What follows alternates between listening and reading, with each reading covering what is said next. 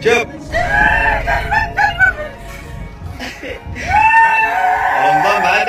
እውነት ለመናገር በቃ የሚልልን አካል ጠፍቶ ነው እንጂ አረብ ሀገር ላይ ለሚኖሩ እህቶች ስቃይና መከራ ይበቃ ነበር። ከዚህ በላይ መሰቃየት ተመልከቱ። እንግዲህ አረቦች እንዴት እንደሚያስለቅሷት።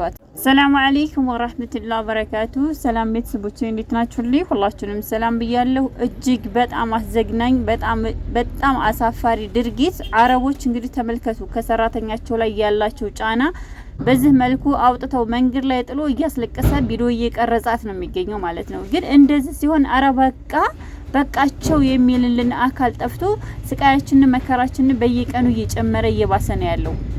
እውነት ለመናገር ሙሉ ቪዲዮውን አልጨመርኩላችሁም እንጂ የልጅቷ ሁኔታ እጅግ በጣም ነው የሚያሳዝነው ማለት ነው። አውጥተው መንገድ ላይ ጥሏታልን። ከጣዛ ላይ ደግሞ ፀሐይ ነው፣ ሙቀት ነው። በዚህ ሙቀት ሰዓት ላይ ነው እየተቃጠለች የተንገበገበች እያለቀሰች አትቀርጸኝ መቀረጽ እንኳን ይቅር በቃ ይስቃይ።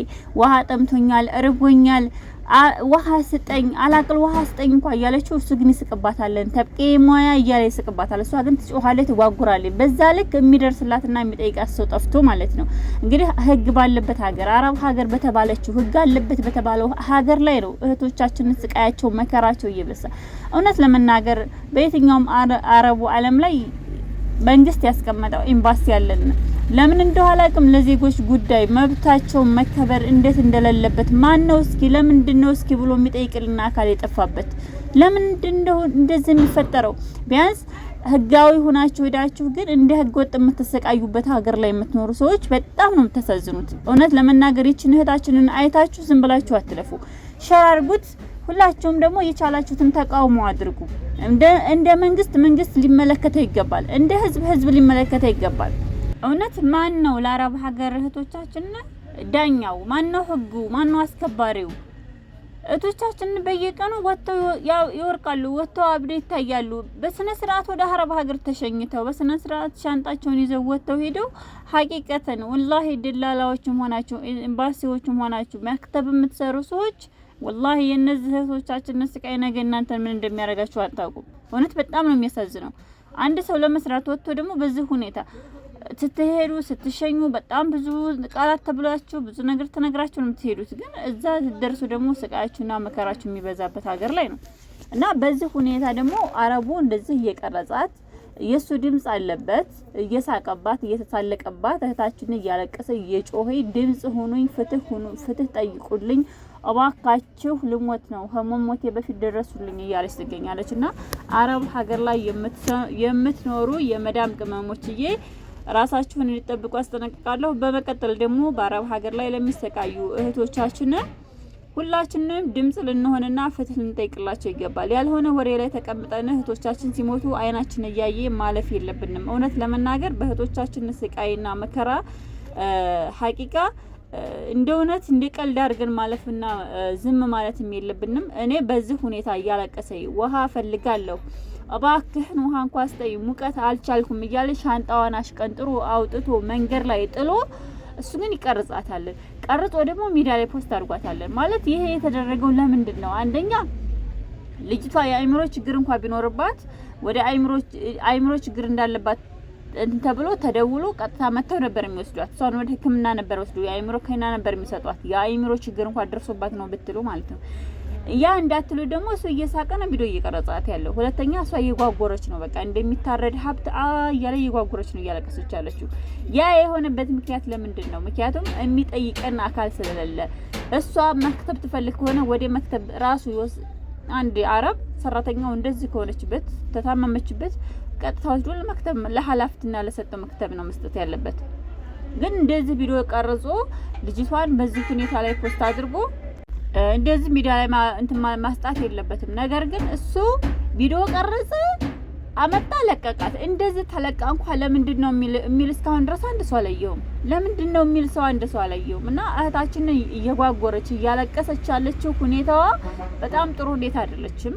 ያለችበት ሁኔታ በጣም ታሳዝናለች። ስለዚህ ይሄን ቪዲዮ ሁላችሁም ላይክ ሼር አድርጉት፣ ለሚመለከተው ሰው አድርሱ። የሚመለከተው ሰው አይቷት ልጅቷን ከለችበት ችግር ሊያወጣትና ሊረዳት ይገባል።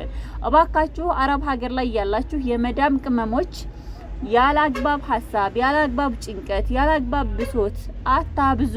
ራሳችሁ በትንሽ ነገር ነው የሚበከለው። ታመማችሁ የሚያስታማችሁ አካል የለም። ኢቭን ትደውሉላችሁና ሲጠይቋችሁ ነበር እናንተ መታመም ካወቁ خلاص ትረሳላችሁ። አማና ያስቀመጣችሁበት ሰው አለ ይረሳችኋልና አባካችሁ አረብ ሀገር ላይ በስመ አረብ ሀገር ላይ ተቀምጣችሁ አረብ ሀገር ላይ ቁጭ ብላችሁ ነገር ግን ልክ እናንተ ደልቷችሁ ተመሽቷችሁ አልፎላችሁ ተሳክቶላችሁ እንደምትኖሩ እየቆጠሯችሁ ስትታመሙ የምትረሱቶች አረቦች እስከዛሬ ድረስ ኢትዮጵያ ነበረ ሽንት ቤት ሲገቡ ቪዲዮ የሚቀርጹት፣ የትም ቦታ ላይ ሲገቡ ቪዲዮ የሚሰራባቸው፣ የትም ቦታ ሲሄዱ ቪዲዮ የሚቀርጹት። ዛሬ ግን አረቦች እንኳን እስቲል አረቦች ሰራተኛዋ ስራ አልፈልግም ማለች ካሜራ አንስታ ትቀርጻለች። አረቡ አልፈልግም ብለዋለች፣ መክተብ ወሰደኝ ብለዋለች፣ ታማበታለች። ሶሻል ሚዲያ ላይ ፖስት አለባት። የነሱ ፎሎ ማደግ አለበት። እነሱ ቲክቶክ መስራት አለባቸው። የነሱ ስናፕቻት ማደግ አለባቸው። የራሳቸው ችግር አይታያቸውም። ግን ለምንድነው እንደዛ የሆነችው ለምንድን እንደዚህ ሆነች ብሎ የሚጠይቅልን አካል የለም እንጂ ህግ ባለበት ሀገር ሻንጣዋን አውጥተው እስቲል ሻንጣዋን አውጥቶ ቪዲዮ እየቀረጻት ነው ያለው። ለምን በምን ምክንያት? ሐቂቃተን እባካችሁ ሰርሃተን እህቶቼ አሁን ላይ እባካችሁ እውነት ነው። አሁን ይሄን ቪዲዮ ስሰራ መንገድ ላይ ነኝ፣ አልተመቸኝም፣ ቪዲዮ መስራት አልፈለኩም። ግን በቃ እንደማንኛውም ሚዲያ ተጠቃሚ የበኩሌን ለመዋጣት ስለፈለኩ እንጂ አሁን ሪከርድ በማረግበት ሰዓት በጣም መንገድ ላይ ነኝ። የመኪና ድምጽ አለ፣ የሰው ድምጽ አለ፣ ረብሻ አለ። ግን እንደማንኛውም ዜጋ ይመለከተኛል ብዬ ነው ቪዲዮ እየሰራ ያለሁት እና ድምጹ በጣም ሊሰማችሁም ላይሰማችሁም ይችላል። እባካችሁ እህቶቼ ሀቅማችሁ በላይ ሀሳብ ችግር አታብዙ፣ ጭንቀት አታብዙ፣ በጣም አትወጣጠሩ።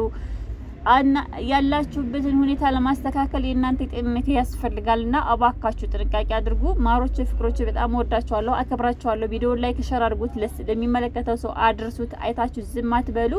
በመቀጠል የሁል ጊዜም ጥሬ ነው፣ የሁል ጊዜም ምልክቴ ነው። አረብ ሀገር ላይ ሆናችሁ የቤት እቃ ማዘዝ የምትፈልጉ ቦፌ፣ አልጋ፣ ቁም ሳጥን፣ የተለያዩ የቤት ጌጣጌጦች እንደዚሁም መጋረጃ የፈለጋችሁትን ነገር ማዘዝ የምትፈልጉ ካላችሁ ዋትስአፕ ላይ ስልክ ቁጥሬን ባዮ ላይ አስቀምጫለሁ። ዋትስአፕ ላይ መታችሁ ማዘዝ ትችላላችሁ። የሁል ጊዜ ምክሬና የሁል ጊዜ እባካችሁ እምላችሁ እህቶቼ ለራሳችሁን መጠበቅና ራሳችሁ መሆን አለባችሁ። ገንዘብ ምሰሩት እናንተን አያስታክማችሁም። የመዳን ቤት ዛሬ ቢቀር ነገ አረብ ቤት መልሶ መሄድ ይቻላል። ጤናችሁ ግን ዛሬ ከሌለ ነገን ማግኘት አትችሉም። ስለዚህ እህቶቼ እንደው ባካችሁ ለራሳችሁ ስትሉ ጥንቃቄ አድርጉ።